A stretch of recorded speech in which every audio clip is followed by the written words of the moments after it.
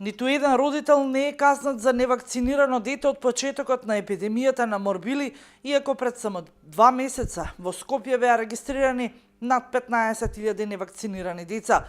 Секојдневно здравствените власти апелираат родителите да ги вакцинираат децата како единствен начин за справување со епидемијата, но казнувањето за невакцинирани деца како законска обврска не се применува.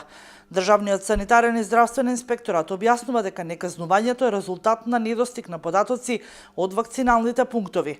Иако процентот на вакцинација во Струмица е паднат од 95 на 83%, резултатите од Државниот санитарен инспекторат покажуваат дека нема ниедна казна за родителите на невакцинирани деца од Струмица.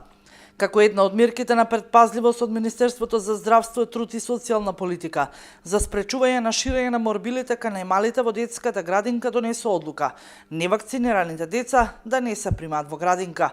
Епидемија на морбили е прогласена пред неполни 2 месеца. Во тој период веќе имале пријавено вакцинални пунктови за невакцинирани деца.